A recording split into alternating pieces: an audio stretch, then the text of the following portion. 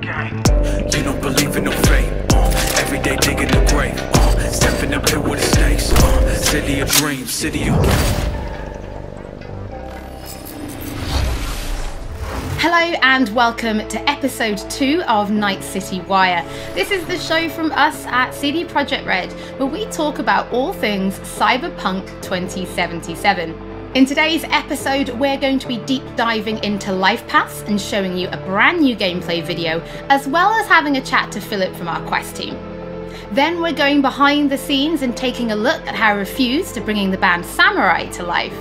And then we're showing you another new gameplay video and having a chat to Pavel, our senior gameplay designer, about just some of the tools of destruction that'll be at your disposal in Night City. So let's get started. Street Kid, Nomad or Corpo? Which will you pick first?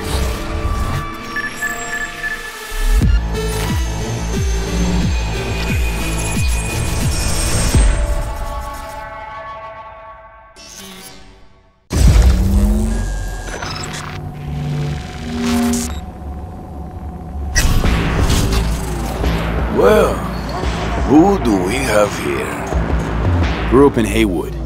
Whole street was my family. Neighbors helped each other out. Thought nothing of it.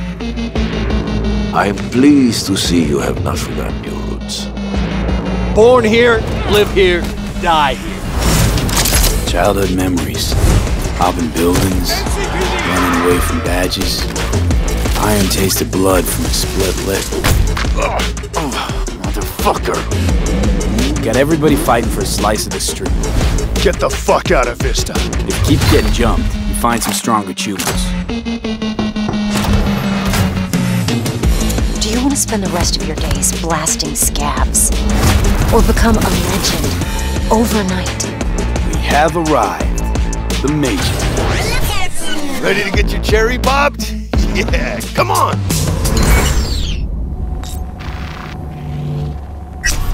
My childhood? Let's see.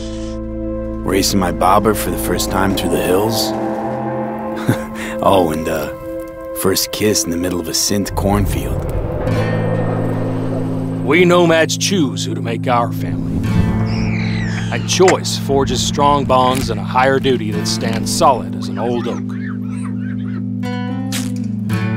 My family's in pieces. That's why I'm headed for Night City.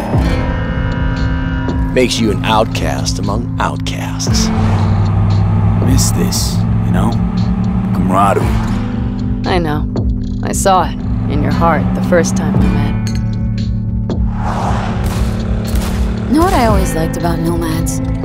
Your taste, no, hunger for freedom. Not easy to come by in Night City. Corp's got their grubby claws and everything.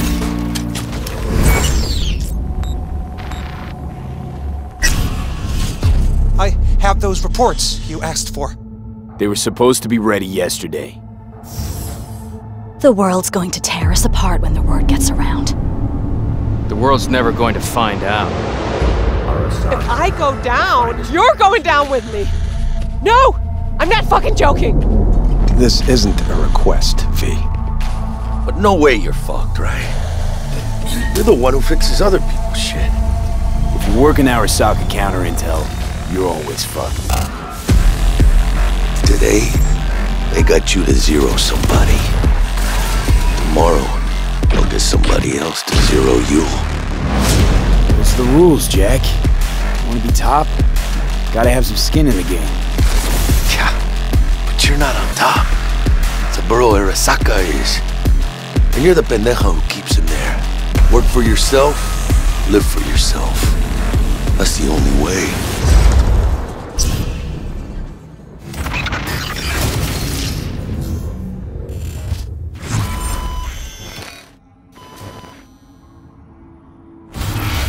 Philip, it is so good to see you again. It's actually been a while since I've had a chance to interview you about Cyberpunk. So I think for today, we'll start with a question that everybody wants to know. How does the path you pick affect your time in Night City?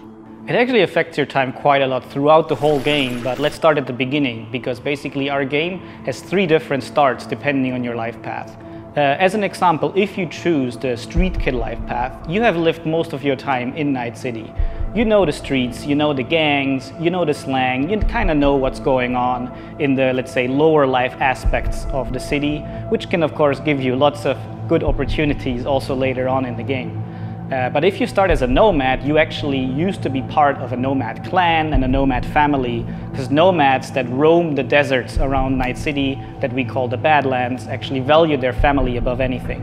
But for one reason or another, you actually left that family behind, and now the beginning of the game for you will actually be how to get into Night City and how to make a new life there. Then you can also choose to actually be a corpo and choose the corporate life path. And that basically means that you're not at home in the streets of Night City or in the deserts of the Badlands, but actually inside a boardroom, because you rose the corporate ladder of the Arasaka Corporation, which basically gives you the ability to sometimes, read between the lines, read people when they're trying to do business, which of course can give you many nice opportunities later on. So this isn't just about the start of the game. Can you maybe help people understand how this translates into the gameplay?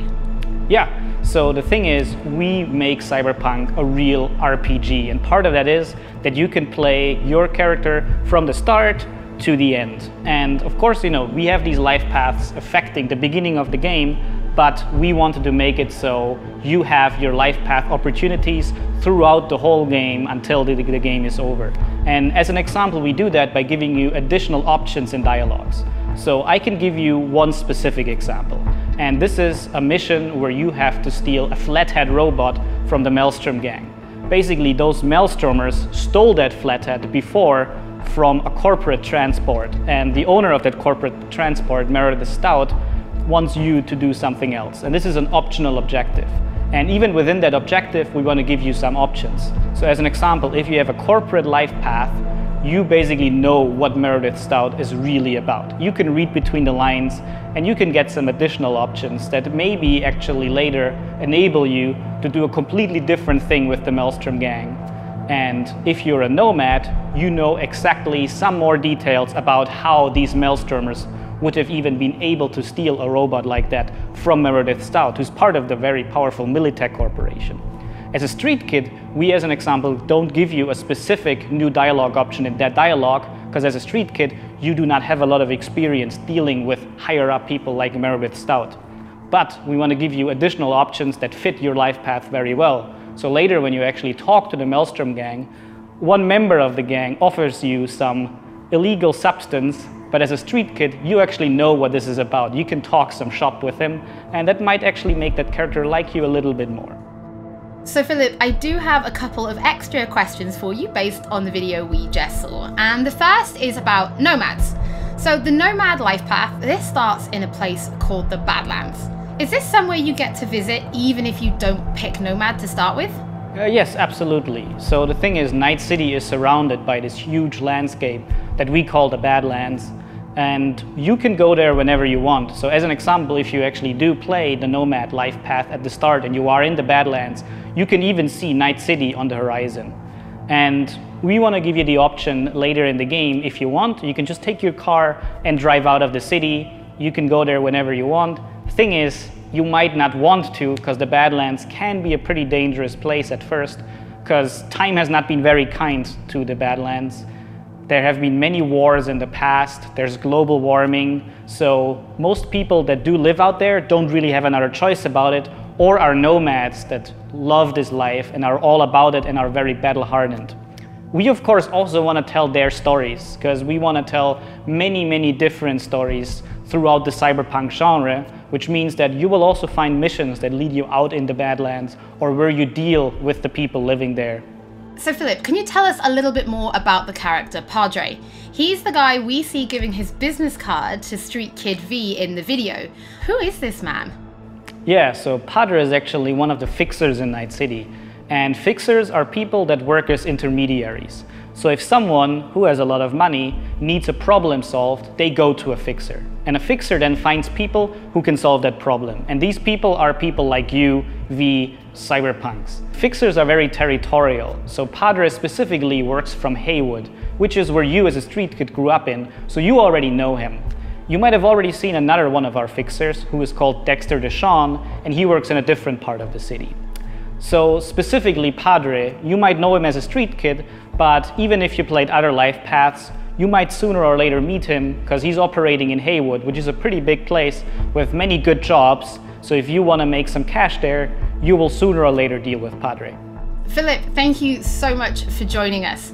Now, on my first playthrough, pretty sure I'm going to be picking Nomad, but for those watching, we would love to know what you'll be picking, so have a think about it and send us a tweet. Don't forget that later in this episode, we're going to be showing you another new gameplay video and having a chat to Pavel, our senior gameplay designer, about just some of the tools of destruction that will be at your disposal in Night City. But before that, let's talk about music, because music plays a huge part in bringing Night City to life. Now, in future episodes, we're going to talk about things like radio stations and even the original score. But today, we're going to take a look behind the scenes at how refused to bringing Johnny Silverhand's band, Samurai, to life. I wouldn't write these lyrics for myself.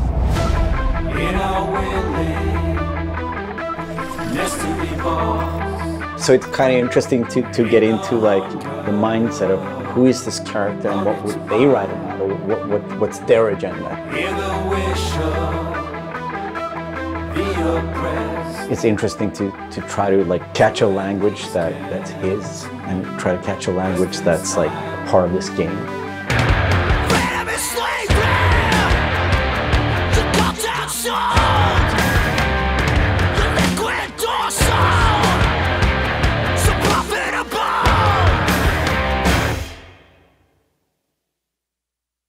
There is a reason why we're here.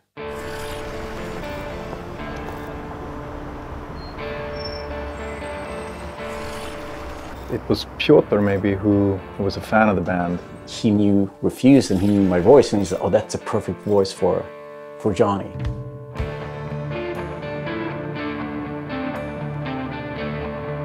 And that they wanted, I guess, a sound that was a bit contemporary from when Johnny's supposed to have had the band, because he's sort of like an anti-establishment kind of guy. Gonna drag a corporal rat on stage, make him kneel, douse him with gas, then light him up. So of course there are things that you can relate to, and like just like this outcast and this rebel that's fighting against like the corporals, and that's definitely something that's been a part of my life and a part of Refused life. We came out of the punk rock scene of northern Sweden. He's like the future version of us, you know? So I think it makes sense. I think it totally makes sense for us to be here making these songs about him or for him, you know? So it's pretty cool. Yeah. No drills.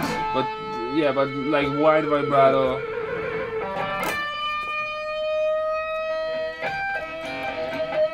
And then, I mean, just sort of build, I mean, yeah, slowly build sort of intensity. We don't have a different mode than just going all in. So we really work on these songs, trying to make them as good as possible. But then they're not actually our songs. It's interesting as a musician to play another musician, because that's essentially what we're doing. I mean, we're not here as Refused, we're here as Samurai. And I'm here with Johnny Silverhand, you know? So it's like the voice we're representing here is someone else. We'll never fade away! It's been a mind fuck.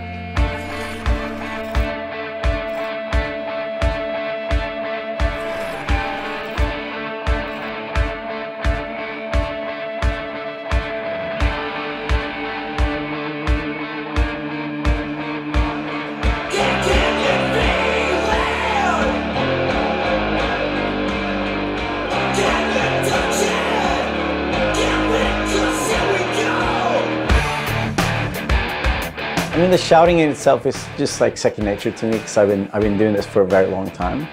But then when someone comes in and says, I'm happy with everything except for Azza Lim. Again, it's Azza. Azza. Okay. The shouting's great, but think of that accent, or think of that like enunciation. It's a bit weird because it's a very different way of singing when you're screaming like that, and it's hard to sort of swallowing some syllables there. Adjust your accent. Oh yeah, just try it again. So it's been a bit kind of frustrating. It wasn't horrible, but it wasn't great. But I mean, I get it. I mean, we have to maintain the illusion that this character that's a character of the game also is me, like when I'm singing it. So it makes sense, but yeah, it's a bit different to have someone telling you exactly how to enunciate things, because I'm not used to, usually people are just like give me a thumbs up and then like, you know, you think the things like the rhythm and you think about the pitch and you think about all these things, but then someone comes in and like, that word sounded weird. I'm like, what? No, that's how I sing. But so it's been a very, yeah, a bit painful at times, but it's all right. See this on, I'm chipping in. Roll the bones, I'm chipping in. Belt that cone, I'm chipping in. Mayhem clowns.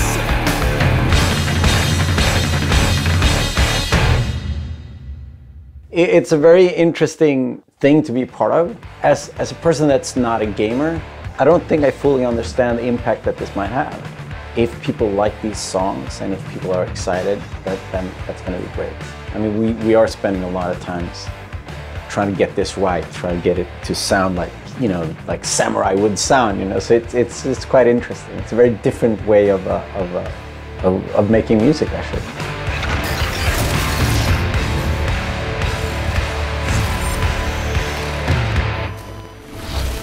You can already find 3 Samurai tracks available on streaming services: Chippin' In, Never Fade Away, and The Ballad of Buck Gravers. But we're excited to announce a 4th new song called A Like Supreme, which is coming to streaming services today. That means you can check it out once the show is over. Don't forget that if you're tuning in late, or if you just want to watch anything again, we will be uploading everything to our channel soon. Next up, Pavel and I are going to introduce you to some creative ways that you can solve problems in Night City.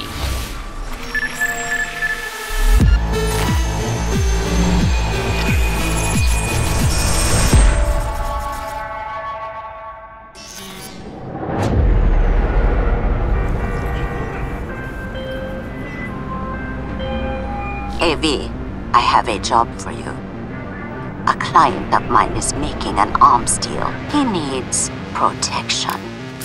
It could get hot, very hot. The gun dealers are Maelstrom.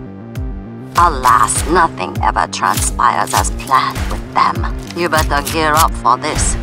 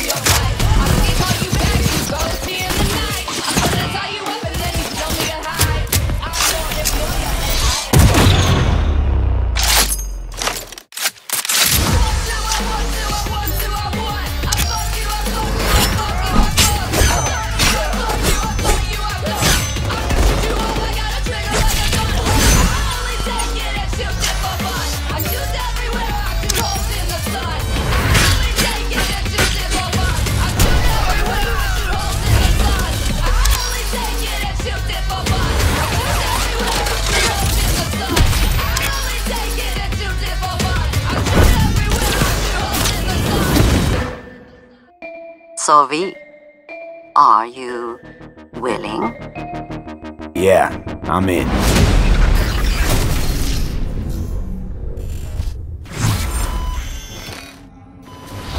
Pavel, thank you so much for joining me. Now, there was an awful lot in that video, right? Because there's more than just guns.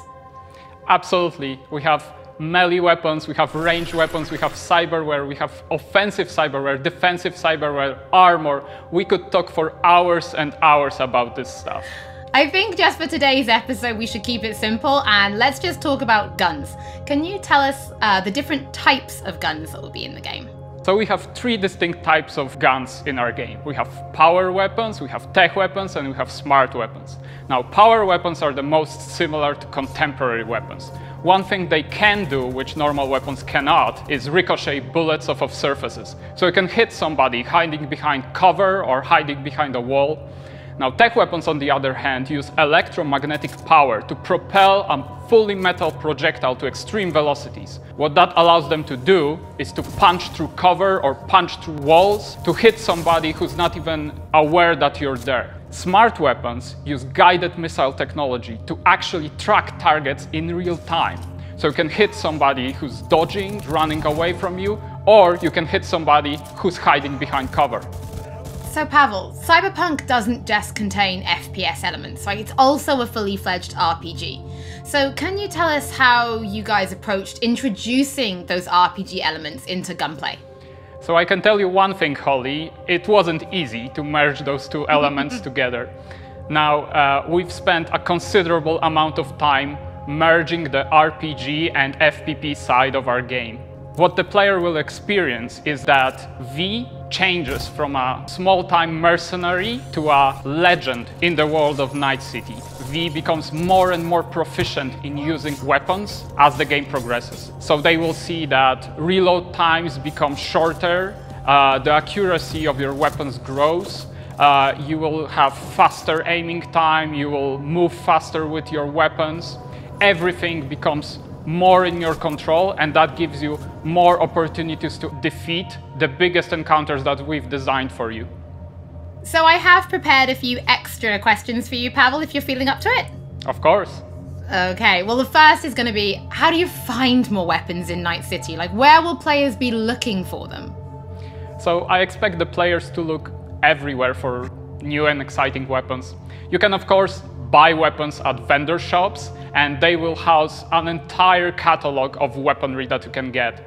However, the best weapons that you can find will be taken from enemies or loot caches that we have everywhere in Night City. The weapons rarities range from common through uncommon up to rare and then legendary.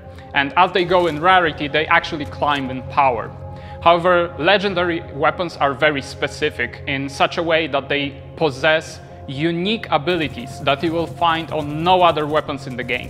The players will actually need to make some tough choices to find some legendary weapons, because maybe they need to choose whether to kill a person who holds the legendary weapons that they want, or to spare them because they like them as a character. So next question, let's talk about weapon modifications. What mods can people give to their weapons in Night City? So we have two types of modifications in the game. One of them would be modifications that we call attachments. So these would be scopes and silencers, and you can see them actually being attached to your weapon as you're playing the game. They give you statistics advantage, and they give you more opportunities in gameplay. The other part of mods would be software mods. Now, these are basically small chips that you install in your weapon, and they actually change the statistics of the gun. They can give you damage, they can give you accuracy, or they can give you more fire rate. Some of those mods actually change the gunplay on a more fundamental level, so they can give you non-lethal rounds, biochemical rounds, to tear through that armor even faster. So I suppose for my final question, why don't you tell us about your favorite weapon then? Which is your favorite weapon so far in Night City? Oh, there are so many weapons that it's hard to choose just one. But I can mention some manufacturers with their weapons that I absolutely adore. The first manufacturer would be Tsunami Defense Systems, who produces the sniper rifle Nekomata. That's a tech sniper rifle. That means that it can pierce through walls. So you can actually hit somebody who's hiding behind cover or who doesn't even know you're there. Of course, I also like a close quarters approach. And what that needs is a shotgun. One of the shotguns that we have in the game is Budget Arms Carnage. Now, that thing is cast from pure steel, and it weighs a ton. However, you can cut a person clean in half with it. Another shotgun that I absolutely love, it's for a more refined approach, I would say, is a smart shotgun, Kangtao Zhuo. That thing has 8 barrels, and that means it can track 8 targets independently. Now, killing an entire room was never simpler. Pavel, thank you so much for joining me. Thank you for having me. I'm actually pretty interested to see what kind of weapons people discover when they play Cyberpunk for themselves. Before we end episode 2, this is a reminder that those who wish to dive deeper into the lore can now pick up The World of Cyberpunk 2077. This is a brand new book created in collaboration with Dark Horse Books that will give you an extensive look at what makes Night City tick before jumping into the game this November. That is it for today's episode. Thank you so much for joining us. Don't forget that if you've missed anything or if you just want to watch again, we will be uploading everything to our channels shortly. Thank you so much for tuning in, and we'll be back with Night City Wire Episode 3 soon.